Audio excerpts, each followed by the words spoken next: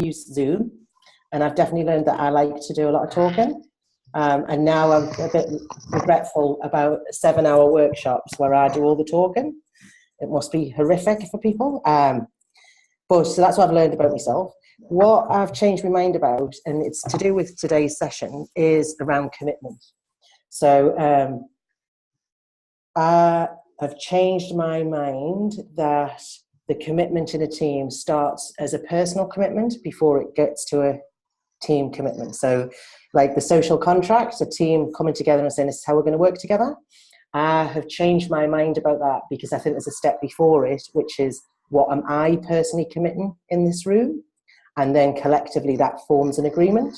But I think that probably is learning from Bruce, who runs Morning Star, that he taught, I think he was teaching us about how important a personal commitment is. It doesn't mean anything if it doesn't come from yourself first.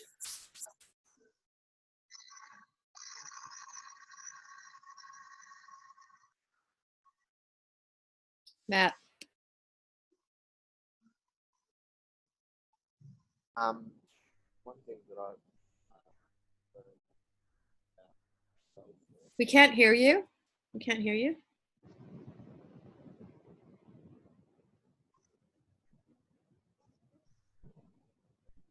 Hear me now? It's very faint. Maybe unplug for a sec. Is that better? Yeah. Okay. Sorry. One thing that I've learned or confirmed about myself is I've always sort of understood the importance of like positive or uncomfortable conflict within a group, but just how important it is to have somebody in the group, at least one person, that is the thought challenger. So not everyone just getting along and confirming everyone's beliefs, I guess. Yeah. I can go. I'm Susan. And yeah, what I keep on learning over and over again is that even though I think that when I'm traveling, I can still keep up with my normal commitments, I really, really struggle to do that. And I don't know how to deal with that or how to shift that. So I'm still working on it, but it's certainly became really clear to me again during my last trip. So not necessarily directly related to this program, but partially. That's me. So I think we've got Shanti and Chris left. So I'll go. I think what I have learned most about conflict is that I've never been afraid of conflict, but with all the self-reflection that I've been doing from the learnings we've had, I've had to look at myself to see whether I'm too positive sometimes, in that, you know, I tend to look at problems as a learning, and sometimes maybe I don't recognize that there is something that needs to be changed. So that's given me another view to look at myself and, you know, assess how I'm actually viewing conflict.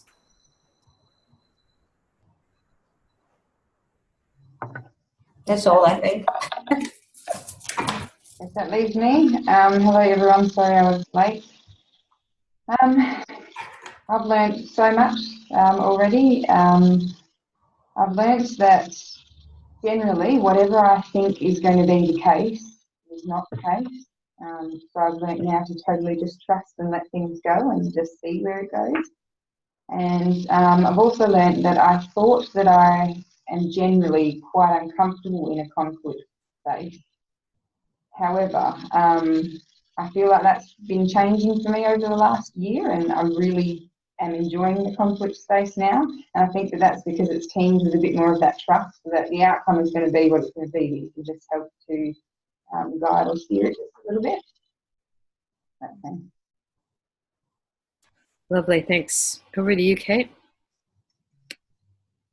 Okay, so the way that you'll be very pleased to know that I have planned this session, right? My time plan involves loads of you lot talking, right? So what I've tried to do is to set it up so that we get plenty of time to start to share with each other and collectively around the work that you've been doing with teams and what would be helpful for us to hear and for us to learn about. So that's how I've planned the session.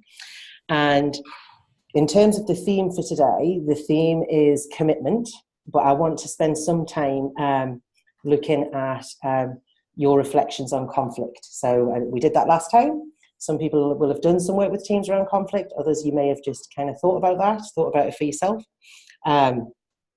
So and hopefully you managed to watch the Margaret Heffernan video. Who managed to watch it?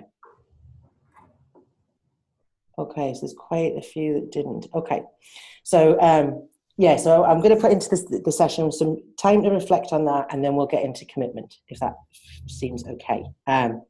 So in terms of the work for the last 2 weeks, what we'd agreed to do was that you were going to think and what helps you regulate well, and you were going to get that clear enough that you would be comfortable to share that with teams. So if you were doing work with teams, what would you be willing to share in terms of your input to manage your own regulation? So for an example, I would happily share with teams when I'm talking about self-regulation how too much alcohol has an impact on my ability to regulate. And I don't mean in the moment, because obviously if I'm drunk, I'm not regulating very well. But I mean, if I've been drinking too much alcohol, like the next day, I'm not as well regulated as I would be. And sleep has a really big impact on how well I regulate. So I'm willing to share that of me in teams. There'll be other things that I'm not willing to share, but so that was the intention really, was to get you clear on what helps you regulate and a willingness to share that with teams as an example.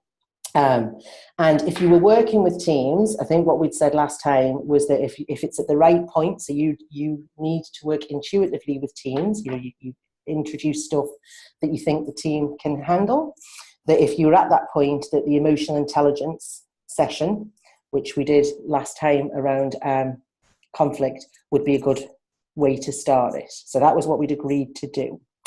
So I had planned some time to reflect on the Margaret Heffernan video. So I wonder if we do that anyway, because there's a few of us have seen it, some of us haven't, and just share what you got out of it. Yeah, Susan? So I found a version of it that's 8 minutes long. Would it be worthwhile to watch it together now, do you think? I'm happy to do that. Yeah, I'm happy to do that. That would be great, please. All right, let's do that. Hold on. Okay. So what I'm doing is screen.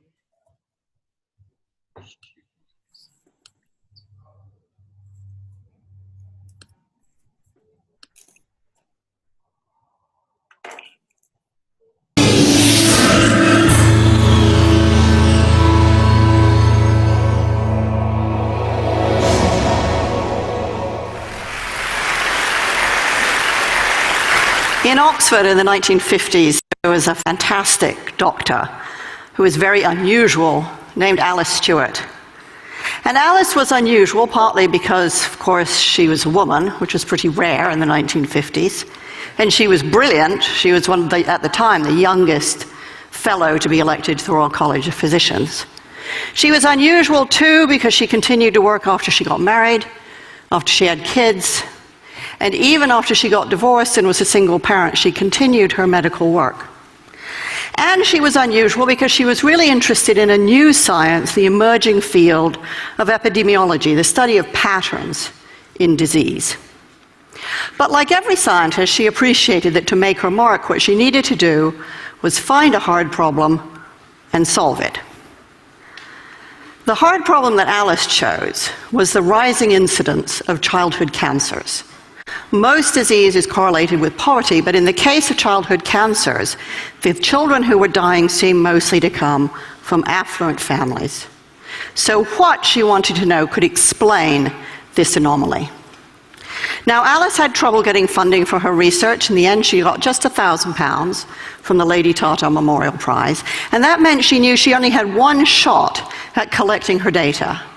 Now, she had no idea what to look for. This really was a needle in a haystack sort of search. So she asked everything she could think of. Had the children eaten boiled sweets? Had they consumed colored drinks? Did they eat fish and chips? Did they have indoor or outdoor plumbing? What time of life had they started school? And when her carbon-copied questionnaire started to come back, one thing and one thing only jumped out with a statistical clarity of a kind that most scientists can only dream of. By a rate of 2 to 1, the children who had died had had mothers who had been x-rayed when pregnant. Now that finding flew in the face of conventional wisdom. Conventional wisdom held that everything was safe up to a point, a threshold. It flew in the face of conventional wisdom, which was huge enthusiasm for the cool new technology of that age, which was the X-ray machine. And it flew in the face of doctors' idea of themselves, which was as people who helped patients, they didn't harm them. Nevertheless, Alice Stewart rushed to publish her preliminary findings in The Lancet in 1956. People got very excited. There was talk of the Nobel Prize. And Alice really was in a big hurry to try to study all the cases of childhood cancer she could find before they disappeared. In fact, she need not have hurried. It was fully 25 years before the British and American medical establishments abandoned the practice of X-raying pregnant women. The data was out there, it was open, it was freely available, but nobody wanted to know. A child a week was dying, but nothing changed. Openness alone can't drive change. So for 25 years, Alice Stewart had a very big fight on her hands. So how did she know that she was right? Well, she had a fantastic model for thinking.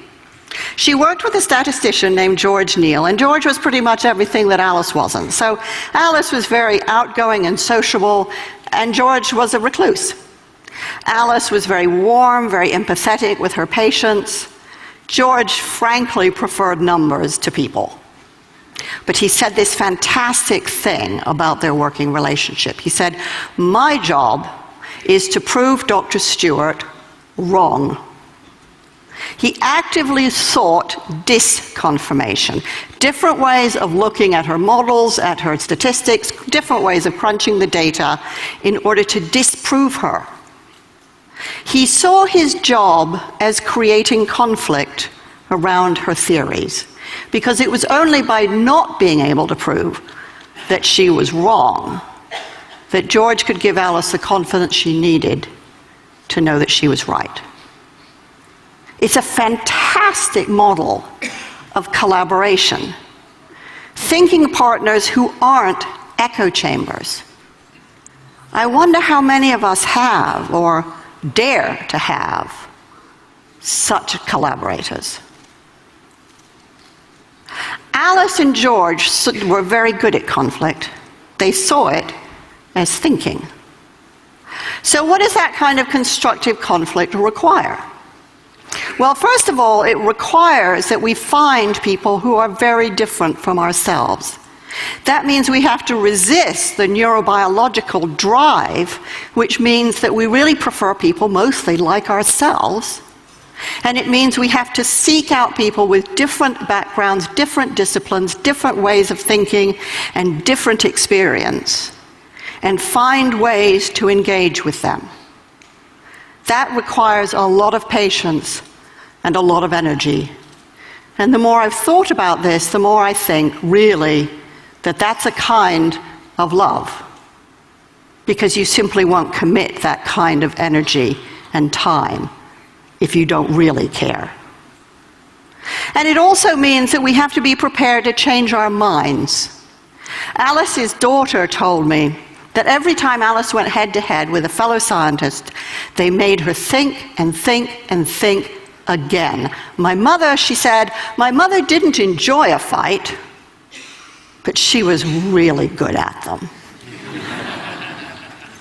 So it's one thing to do that in a one-to-one relationship. But it strikes me that the biggest problems we face, many of the biggest disasters that we've experienced, mostly haven't come from individuals, they've come from organizations, some of them bigger than countries, many of them capable of affecting hundreds, thousands, even millions of lives. So how do organizations think? Well, for the most part, they don't. And that isn't because they don't want to. It's really because they can't. And they can't because the people inside of them are too afraid of conflict. In surveys of European and American executives, fully 85% of them acknowledged that they had issues or concerns at work that they were afraid to raise. Afraid of the conflict that would provoke, afraid to get embroiled in arguments that they did not know how to manage and felt that they were bound to lose. 85% is a really big number. It means that organizations mostly can't do what George and Alice so triumphantly did. They can't think together. And it means that people like many of us who have run organizations and gone out of our way to try to find the very best people we can mostly fail to get the best out of them. So how do we develop the skills that we need? Because it does take skill and practice too. If we aren't going to be afraid of conflict, we have to see it as thinking, and then we have to get really good at it. So recently I worked with an executive named Joe, and Joe worked for a medical device company. And Joe was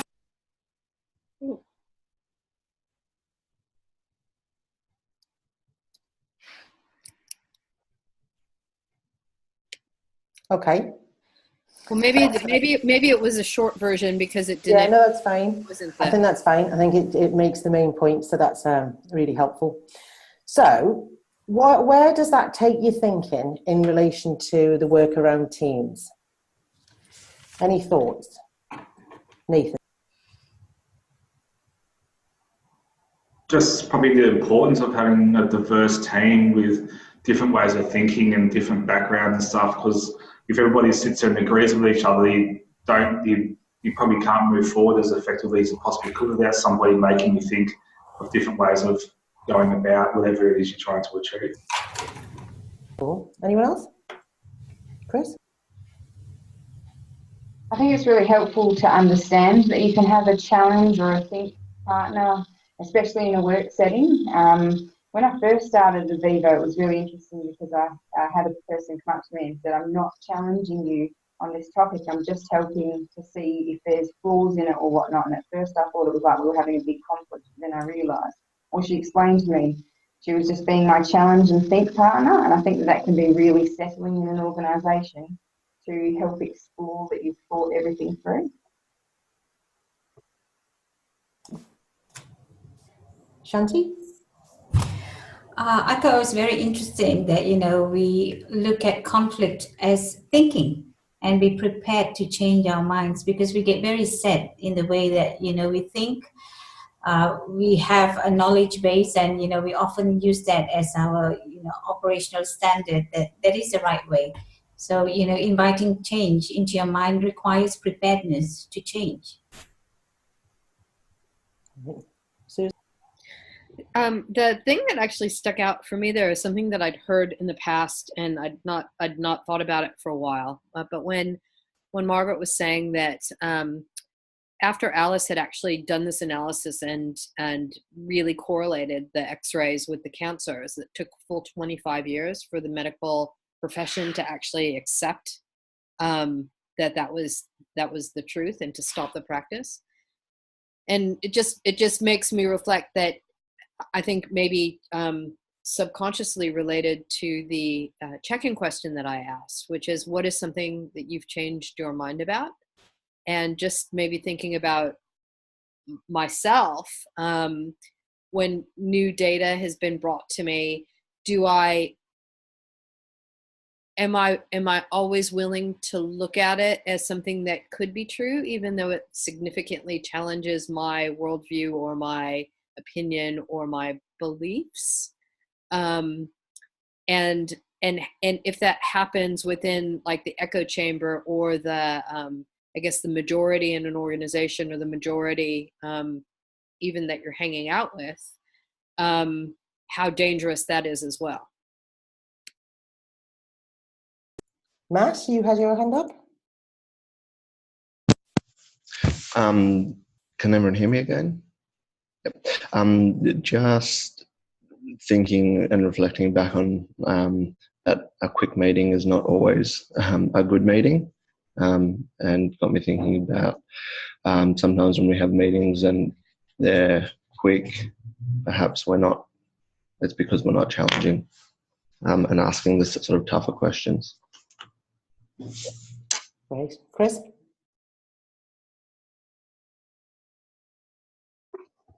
Just going back to what you were saying there, Susan, I watched, so the next video that just started playing on YouTube after Margaret Heffernan's was, I can't remember their names, it was two ladies, they worked together, and they were talking about how they use conflict as a space to convert it into curiosity energy. They talk about it as curiosity energy, and how if you're, we always want to fight for what we believe is right, or that's generally how a conflict starts, but you can turn that into being more curious for why the person that you're having a conflict with feels that they could be from the right stance. So I just love that they use the notion of turning it into a curiosity energy space. And then I did a little bit of conflict stuff with a team during the week. I spoke about that. And I was, I think it really touched home for some people, hearing just how you can view conflict rather than viewing it as even a challenge partner. It's an opportunity to learn a different view from the way somebody else sees something. Brilliant. Chris, if you could find that clip, would you be able to post it in our Slack channel? Just because it could be a good resource for us all to use. That would be cool. I think that whenever I look at her work, she talks about the concept of willful blindness, which is this thing about people, and she talked about up to 85% of people in organisations are frightened of conflict, therefore they can see a disaster coming, but they're not going to say anything about it. I think that's astonishing. And if you apply that to teams, so 85%, potentially 85% of the team members can see something's not right, but are too scared to challenge or to question it, that they're more willing to go with the disaster and take the consequences of the disaster than step in, which that for me just really heightens how I work with teams. We've got to be really good examples of being able to wade into conflict. I don't see it like that. I see it differently. Can I be your thinking partner here? Can you help me understand how you see it? You being able to be competent and have the courage, I think, to sit with conflict, I think is really important. That's what it makes me think about. Grace, did you want to say something? Yeah, hi everyone. Sorry I'm a bit late. That was one of the things I picked up on, and I think when she says afraid that they would engage in conflict, that they didn't know how to manage. I think actually the notion that conflict is an opportunity, I don't think that organizations convey that. So people come in with a fear of conflict because they haven't had an opportunity to think of it differently. And I think that's the opportunity that we can offer to people now. And actually, once you say it and go, well, actually, even when you said that, Christine, I thought that's a great way of thinking of it. So if you say that to a group and you've already said that it shifted, they kind of thought, oh, wow, that's a great way of thinking of it. Then that's the opportunity for them to do it. But I think historically we don't think like that. So that's why I'd imagine there's 85% who are afraid of it because they haven't had the chance to think of it differently. anyway, that was my 2 cents worth. Thank you. You know, the other thing that jumped when I first came across Margaret Heffernan, you know, she talks about echo chambers. So I can't remember if we've talked about it here, the advice process. So it's a process to make decisions, right? So for teams to make decisions, and if we haven't talked about it yet, we definitely will. And in a nutshell, it is basically the team members, when they see an issue, they become the decision maker. But the kind of deal in terms of making the decision is you need to seek the advice from people who the decision might impact on. And the thing that I found really helpful with this is I will seek advice around decisions, but I usually seek advice from my echo chambers. Does that make sense? Like, so I go to the people who are going to tell me what I want to hear. I don't go to, so in a context of work, I don't go to colleagues in finance because we are like chalk and cheese. Does that make sense? Like, so forcing myself, whether it's the advice process or any decision really, who can be a good thinking partner, I think takes a lot of discipline. And it definitely is not my preferred way of working. And actually, when I first came across Margaret's work, the team that I was in at the time, we were all really, really alike. We were all echo chambers to each other. You know, I'd recruited a lot of them. So I'd recruited people who were like me, who I like. So yeah, that was a kind of real eye-opener for me. I was talking to a self-managed team yesterday, and they're in the process of one of them's going on maternity leave, and they're in the process of recruiting somebody. And I don't know if you've come across the Superpowers app. Has anybody come across that? Okay, so I'll post that in Slack. And so it's a little bit like Belbin. So, you know, when you do your own analysis, so this is an app that you can do it. I think it's a couple of dollars. This is an app that you do yourself, and it comes up with what are your superpowers. So, you know, you might be a critical thinker, or I don't know, I can't remember how many's in there. Anyway, they were telling me that in the interview process, they had asked the candidates to do their superpowers. And I was kind of thinking, oh, that's interesting, that's nice. And then they said to me, what was really interesting, though, was that when they came to making a decision about who was going to join the team, there were a few people who they think could have joined the team. You know, they were really competent, they could have done the job. And they ended up using the superpowers as the kind of crunch decision maker. And they went for somebody who had different superpowers to their team, which I honestly think that takes a bit of courage, because you are intentionally bringing somebody in who you know is not like you.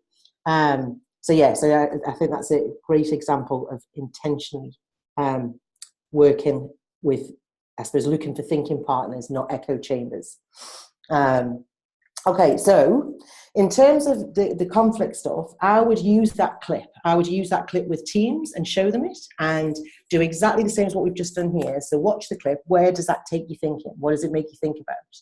But the kind of critical bits for you in terms of, or the critical bits that I use are the concept of echo chamber and thinking partner. So it creates a language in the team that everybody can use. And I would emphasize, which I think she does anyway in the film, but I would emphasize the kind of critical role that conflict has in teams, and how we will look and be a brilliant team when we have lively team meetings and when we are able to challenge each other and feel safe around that. So they know what the goal is, and that you're not just kind of, plucking it out of thin air. Does that make sense? Yeah, Grace, do you want to say something? You look like you're thinking deeply. No, sorry, no. Actually, it's gone to a different relationship, not work-wise, where we think differently. So anyway. Oh, right, okay, that kind of sense of a thinking partner. Yeah. Right, okay, cool. Okay then, so I want to just shift us into our work with teams. So I thought it would be helpful, when you let me know what you think, I thought it would be helpful if we split up and got the chance to share what you've been doing and share what you've been learning, and any tips for the rest of us, because I think that would be really helpful. You know, I'm not the only person working with teams. Go on, Susan. I thought we were first going to do the self-regulation understanding. Oh, you're right. Let's do that. You do that. Okay. We're going to do this in small groups as well. So as Kate shared earlier about what she notices in herself about when she's less able to self-regulate, thought it might be interesting for us to break into groups of, well, I just put you in twos, to have a sort of 5-minute discussion about what you notice in yourself when it's how you understand your own self-regulation when that's compromised, and what you can do to make it, to help yourself to notice it better. Anything you want to add there, Kate, before we break out? No, it's the main point is get clear on what it looks like when you're not regulating and what are your strategies to help you regulate, so that you're to a point where you're willing to share that with teams. Okay, you're putting us into groups, Susan. I am, I'm coming. Okay, cool.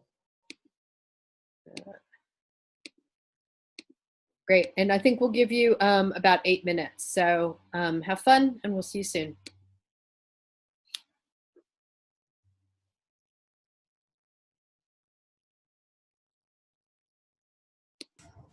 Welcome I better back. go on mute.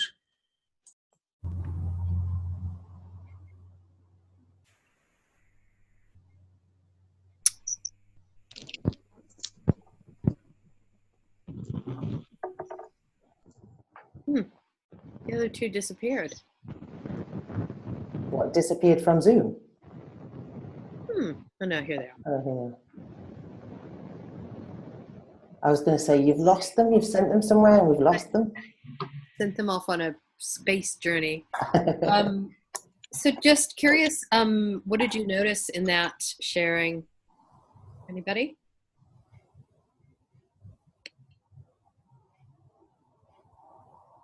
Nathan? Probably that me and Carla are pretty similar in the way that we deal with things. We both sort of had the same way, just very same things, very similar in the way we were speaking.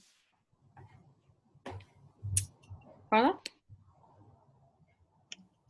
I think if Nathan and I worked together, we'd probably be echo chambers. Interesting. It's a good observation. Anybody else? Christy?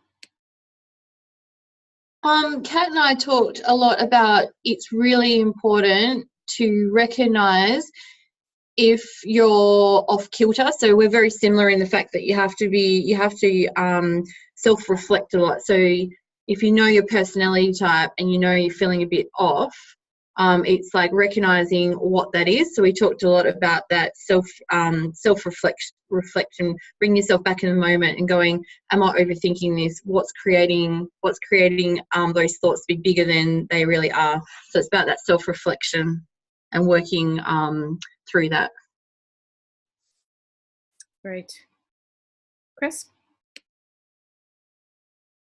Matt and I ended up talking a bit about the timeliness of how you regulate, I guess, in a situation where you might be in a meeting and so if you have a disagreement in a meeting and you're having trouble regulating then, we went down that topic. And it was interesting because Matt really likes to have an echo chamber and whatnot, and even if he's in a meeting and something needs to be said, he will have an echo chamber. And I sort of felt like, I wonder if there's a space for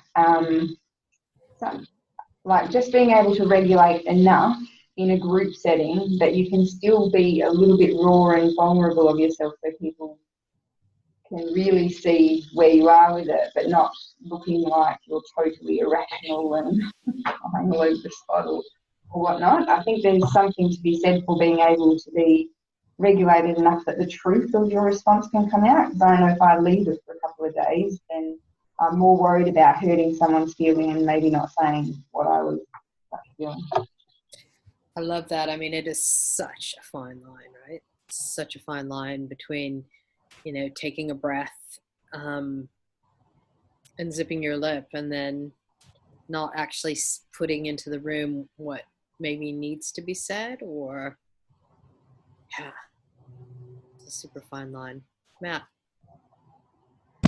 Something that Chris said that was really, I suppose, spoke to me was if you leave it too long, the less relevant it becomes to that situation. So can seem like it's becoming more personal if you leave it too long. I thought that was a really, really good point. Anyone else? Carla? Sorry, just a question. So Chris, how Chris was saying, like, even Matt was saying, like, if you leave something for too long, it becomes irrelevant. But do you think, like, say, if you leave it for like a day and then start that conversation again, it keeps that conversation going, and it kind of brings it back into reflection. It may give other people the chance to have a bit more of a conversation or a bit more of a say around what they didn't really say, if that makes sense. I mean, it definitely makes sense for me, and also I think that I try to look for opportunities to, I guess, engage the humans on my team or the humans that I work with that have a preference for reflection and sort of introverted processing, to have a chance to like take something away and then come and bring it back. Because I know for me, my really high preference is to just talk back and forth until it's worked out,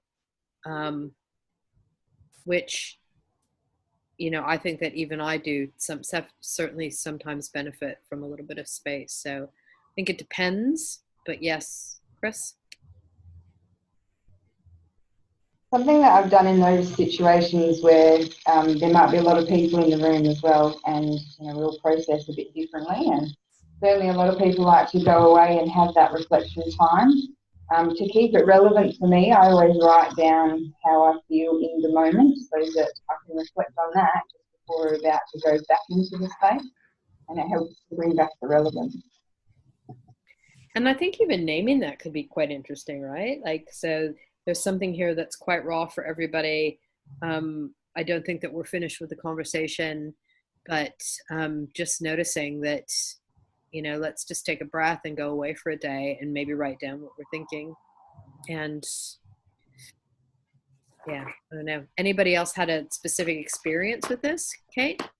Oh, no, I didn't. Sorry, I put my hand up before you finished the question. Where it's taken my thinking is, I think probably over the last year I've learned more about this from Susan. And I think it's to do with my understanding of what a leader is. So my understanding of what a leader is somebody that, takes care of people and looks out for people. And I suppose over the last year I've had quite a lot of challenge around that way of working can be really disempowering for people. So it's like I'm mum. And I don't even have kids, so this has been a real insight for me. It's like I'm the mum, and the people who I support or manage, I need to take care of them or shepherd them, that isn't treating people like adults, and so it kind of goes back for me, that picture right at the beginning around where's your role in this team, if you're in the middle. So if there's an issue with one team member and another team member, my whole adult life, in any kind of leadership role, I've tried to sort that out. So I've done the kind of, backwards and forwards and tried to do and I can see that's not helpful for teams. But that also takes some courage, I think, to be comfortable with conflict, that actually, what's it going to take for you two to figure this out as two adults who, I'm not the mum. So that, I don't know, that's where it took me thinking around my discomfort with conflict. I'm much more comfortable in a team I don't know and facilitating that and being able to say, I've just seen you do this. What's all that about? I'm really comfortable doing that. But actually in a team that I'm part of, that I've got emotional connections to, that's much, much harder. So that's where it took my thinking. Sure. Nathan? I had a thought just before. So in my team, there's a few people that probably are like good sort of thinking partners. And I've just thinking about that, like I actually really enjoy that, having, like to a certain extent, having somebody challenge my way of reasoning to why I was thinking that. And I know, like, I do that to like other people, so I know people think I'm just trying to stir the pot or not, but I might ask a question to see their way of thinking. But I'm actually really enjoying having somebody try and just talk it out, say what's my way of thinking, and then offering a different line of opinion through there at the moment. So that's just the thought I had before everyone else was talking about myself with that. Awesome. Kate, do you want to move us on to our teamwork?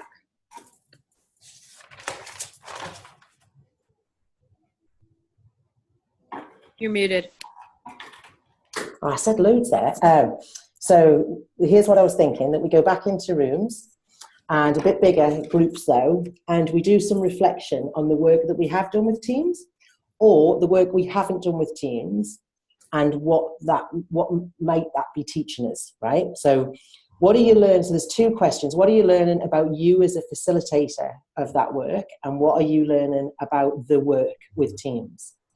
And then I think we should come back, share some gems from that, and then there's another task that I want us to do on top of that, but I'll leave that for now. So what are you learning about you as a facilitator, and what are you learning about the work in terms of doing the work with teams? So Chris, I was overjoyed when you were talking about, actually I used a different clip with the team and it was about this, and I've used that language. I think that's brilliant. You know, what if you've got tips, then that's what we all need to hear.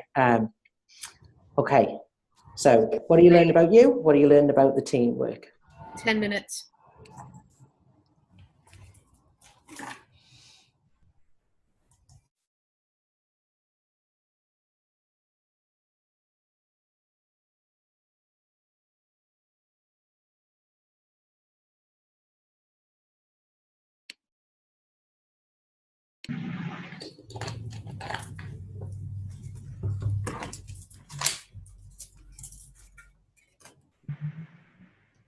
Does anybody know, just while we're waiting for people to come back, on a Mac computer, how you take a photograph of your screen? Susan, do you not know? I use Evernote for all that malarkey. I've never heard of it.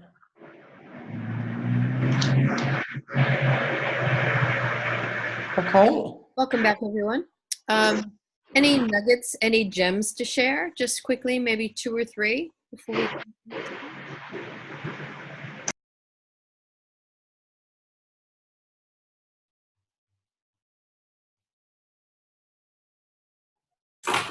No gems.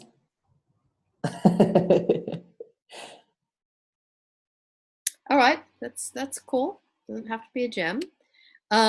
So the next invitation is just quietly for a minute.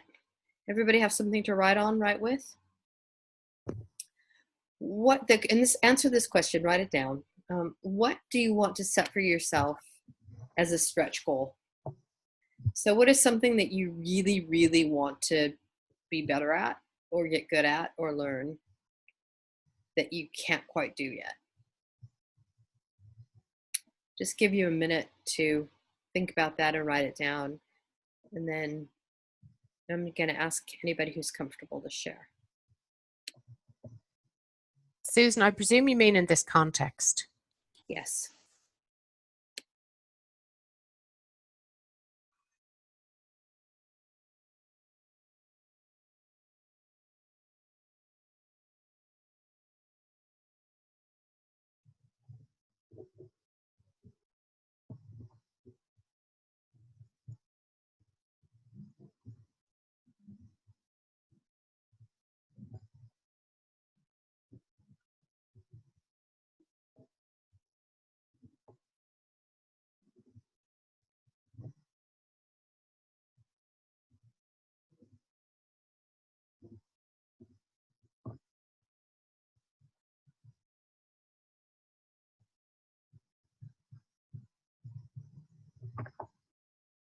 A few more seconds.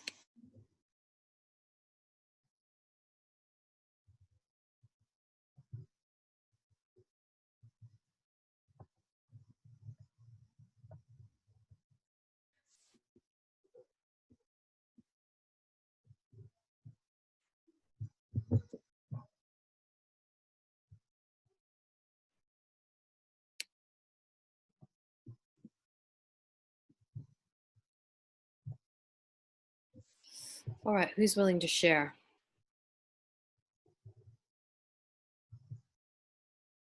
Nathan.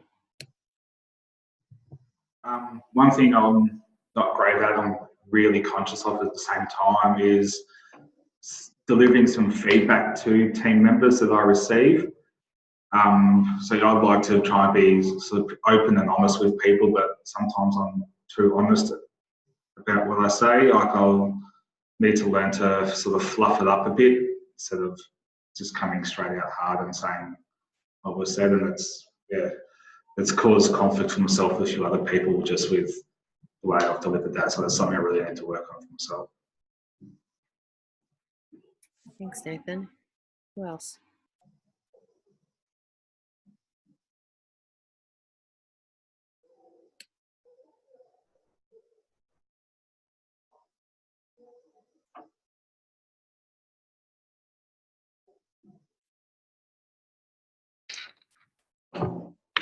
As well. Yeah. I want to get better at in the moment speaking my mind and saying what's on my mind, and feeling confident that I'm going to be able to use appropriate language and convey my message without being too personal or Thanks. Chris? I would really like to get better. I feel quite comfortable doing this sort of work in team settings out in the field and with my colleagues, but I would like to maybe explore or challenge myself to do a bit of this sort of work with colleagues in the office space as well, because I feel a bit more intimidation in that respect. So I'd like to grow in confidence there. Great, thanks. Right. It's all right. Not everybody has to share. Kate, we're actually right on time with our plan today. So over to you to start talking about commitment. Okay. Just before I do that, Susan, in terms of our work for the next 2 weeks, this is an opportunity or a challenge, depends which way you look at it. So the individual work, so there isn't anything to watch, or the individual work is this stretch goal. So when we come back in 2 weeks, we are going to ask you about what have you done that's got you closer to this goal. Okay, so that's the personal work for this week. Okay then, so we're going to move on to Carla. Go for it. Sorry, I'm going on leave tomorrow. Nice. But I will be at the next session, so I don't know if I'd be able to work on this training. Okay, fair enough. That's fair enough. Nothing bad will happen to you. Okay, cool. Right, okay, so we're going to move on to commitment. So, going right back to the beginning, the levels in terms of the recommendations in terms of working with a team is that you start with trust. You then look at debate and conflict, so being comfortable with conflict. And then the next level is commitment. And you can kind of, now that you are kind of immersed in this stuff, you can kind of see why it is useful to go in that order, right? Because if you don't trust your colleagues, you're not going to get into conflict. And if there's no conflict, it's really difficult to commit, right? So I'll just go back a little step on that. So what I think Lencioni is teaching us about commitment is that what you want to see is that the team are committed to each other, are committed to the team's goals, and are committed to the organization, right? That's not the same as consensus. So everybody agrees to do the same thing. They're making an individual commitment to the team and to the organization and to each other, right? But you can't, one of the things that gets in the way around commitment is that we're unclear about what people are actually committing to. So almost the opposite of what Margaret Heffernan talked about in terms of her work. Has anybody heard of something called groupthink? Yes, so quite a few people have heard of groupthink, so some people haven't. So So groupthink, it was developed by, what's the guy's name? This is his psychologist, Irvin Janis, he's called.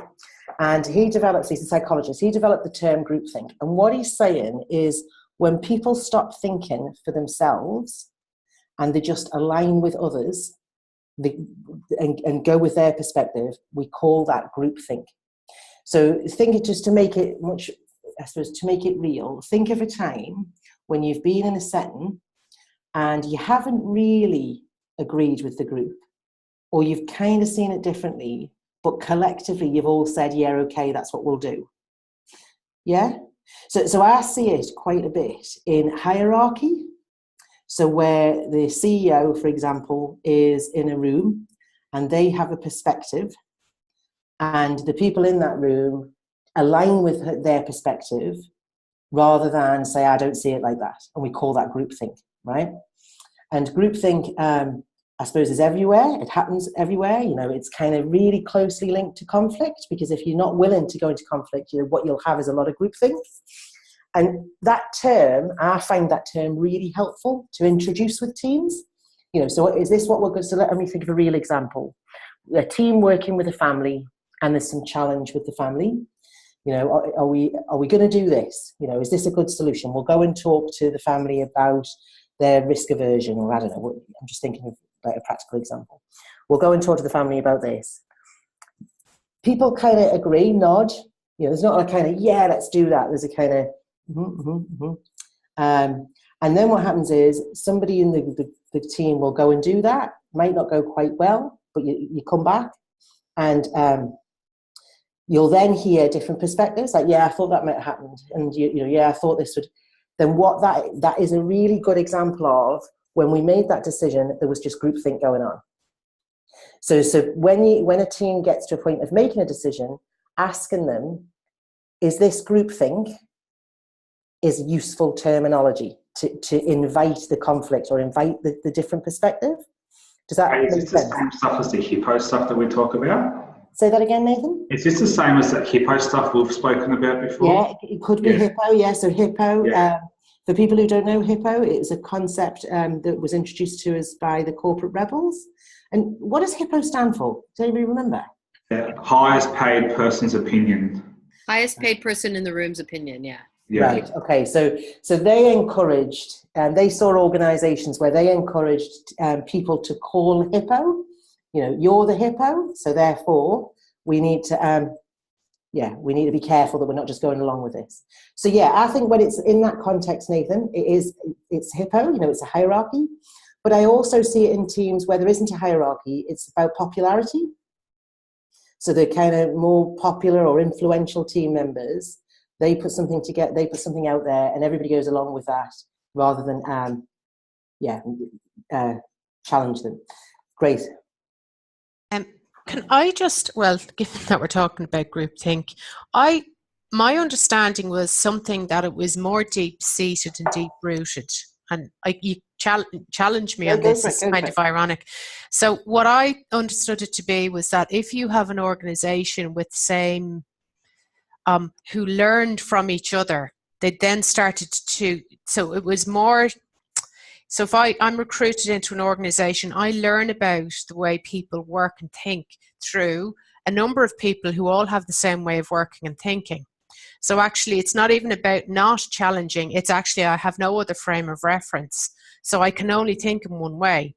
So it is almost like we all think in the same way because we are complete echo chambers and we recruit people in who also think like us because then they're malleable to the way we approach things. So the way I think I'm hearing it is that it's not peer pressure per se, but actually we don't know any difference, and that was my understanding of groupthink, is that it's actually more systemic rather than a kind of a peer pressure thing. Yeah, so I'm completely with you. So I think when I'm trying to put it in context of a team, I think you're absolutely right. It can become embedded in the way that the teams work, or it becomes embedded in the culture. I think that's a brilliant explanation. And I suppose I'm getting to an individual team level. I think you're right. I think so when I gave the example of the self-managed team, they are actively trying to recruit Exactly. Yes, new people yes. in that doesn't fit into their That's right. doesn't So fit into that's their- probably where I was thinking. My understanding is that in an organization where that exists, there's almost a deliberateness to get those. And look, I tell you where I'm coming from. I worked with engineers, and I saw it very strongly in that, because they tended to recruit people who had a specific profile that fit in, and it was very much about skills and technical abilities, because that's what they needed to do to get the work done. And actually, they didn't tend to recruit from people outside of those profiles, which I think then created a much stronger group think environment and culture. So I saw it way more as a cultural thing, an environmental thing. Okay, anyway. That's really helpful, Grace. Thank you.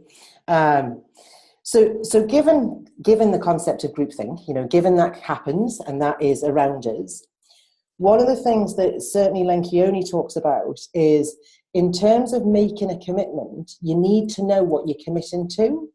So if we're not explicit about that, then how do we invite an individual commitment, right?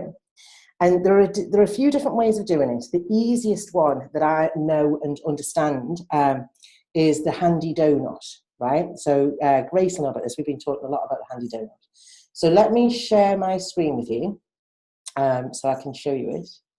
And this is a tool that its intention is to help teams get clear on what their responsibilities are, and therefore, when you're clear about that, what is it you're committing to?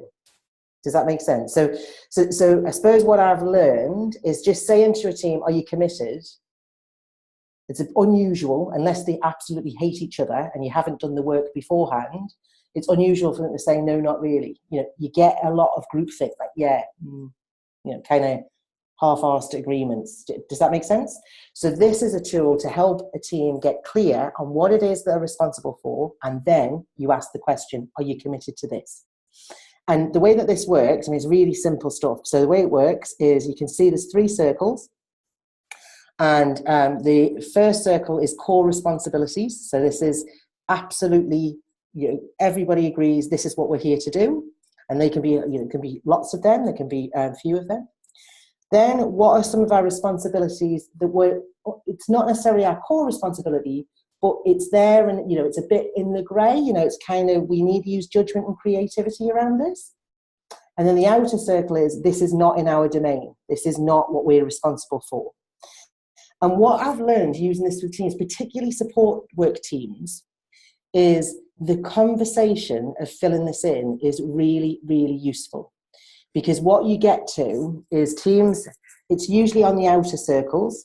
So teams can usually say, this is what we're responsible for. We're responsible for making sure that we deliver the hours of support to Fred, or we're responsible for making sure that we, communicate with mum and dad about what's happening. They can usually get there quite quickly. But then what will happen in the conversation is somebody will say, I think we're also responsible to make sure, that we don't ever go over Fred's funding.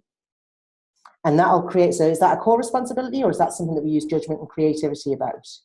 And it'll create some debate. So the teams will say, I think it's core, and others say, well, I don't think I've got anything to do with the money. That's not my job, that's their job, or that's the office's job. So it creates the conversation, which helps to create clarity. So I'm less worried about, I want the team to get to a place where this is filled in and they're all in agreement of it. I'm happy to put that there. I've found the judgment and creativity to be really helpful, because it gives a kind of, it depends, what's the context. But what that means is the group are all clear about that actually if this issue comes up, it's the one that's in judgment and creativity, so we need to talk to each other about it, or it's just not as simple as going ahead with it. So I think the conversation is probably the most useful to commitment, because once you've got there, then you're saying, are you committed to this? Is there something that actually in your heart of hearts, you're looking at that thinking, well, I'm not committed to that bit. Does that make sense? So I think it's a really simple way of getting teams to think about their responsibilities and then asking them for the commitment. Because without that work, I think what you see is teams don't know what they're committing to. So I'll pause there. Tell me where that's taken you thinking.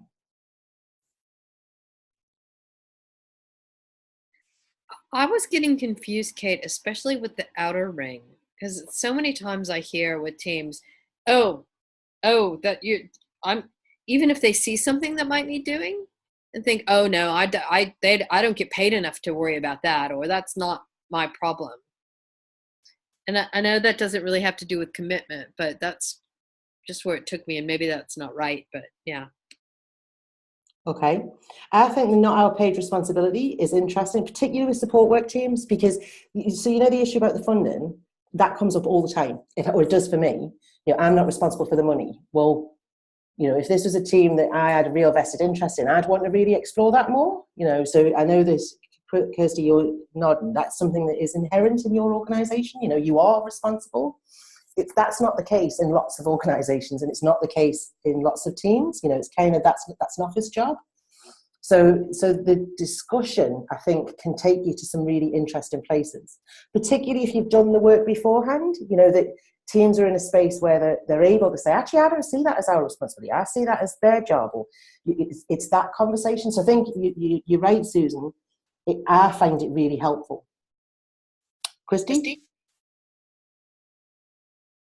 So our organisation is called Inclusion WA, and so what tends to happen is that if we're working with people, so I have a core belief, as do pretty much, I would say 90% of our staff, maybe a bit higher.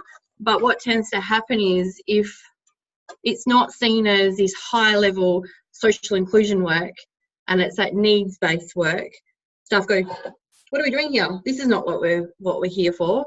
And that's where it creates conflict for me because it pushes my buttons, because actually we're an individualized service and it's needs based. So it's almost like we need to make sure that this donut is done with particular clients, almost about like the responsibilities, paid responsibilities, the grey zones, and then what isn't our role in that person's life.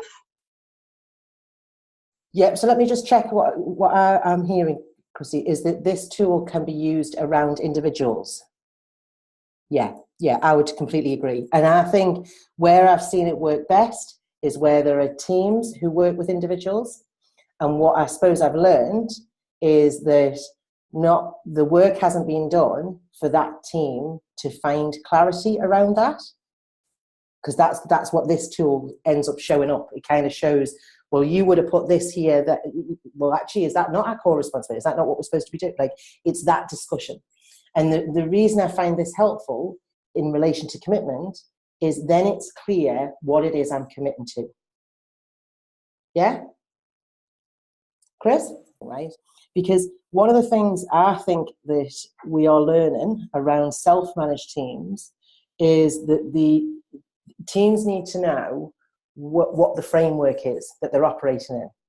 So I think what this does, I mean, it's a dead simple tool, but what this does is create the framework. So what is it we're responsible for? What is it that we need to be careful around? So I'm trying to think of a real example that you could sit legitimately in judgment and creativity that is a kind of, it depends. I think it's the one that keeps screaming in my head, but it's not fully formed, is something to do with, I don't know, a response to somebody's behavior, right? So it could be the team have agreed with the support of a psychologist or something, I don't know, the way they're going to respond when Fred does this is we're going to do this, right? So yeah, we all agree with that. That's in our core responsibilities. And then somebody will say, yeah, but what if you're out in, I don't know, the cinema, and that person does that thing, right? Well, that's a really good, it depends. So, okay, so it depends. It sits in our core responsibility when it's clear and we all understand it, but it depends if it's in this context. Does that make sense? And that's the discussion, is how the team create their own clarity about what they think they're there to do, you know, at a kind of grander level, what they're there to do, and what does that actually look like in terms of the responsibilities. Does that help, Chris? It does, okay. Kate, I'm just noting we're out of time. Oh, right, okay. So if you're working with teams, then I'll be sending you, like normal, the PowerPoint and the the text, the written information that goes around commitment. But what you'll notice is I suppose there's not a lot to say about commitment, but the issue is creating the clarity for what people are committing to. So if you are working with teams, I am suggesting have a go at the handy donut, see where that takes the conversation, see how that creates clarity for a team, and does it then make sense to ask the team to commit? That's the tool I'm asking you to do with the teams. And then in terms of your own individual work, it's your stretch goal.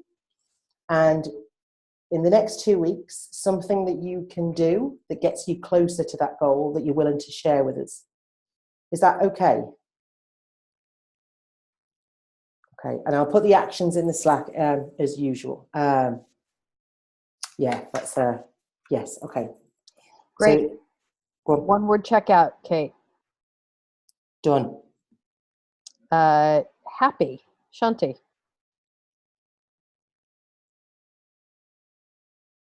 You're on mute.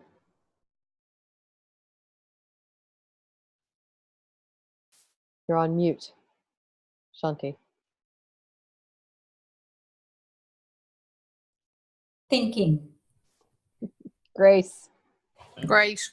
Matt.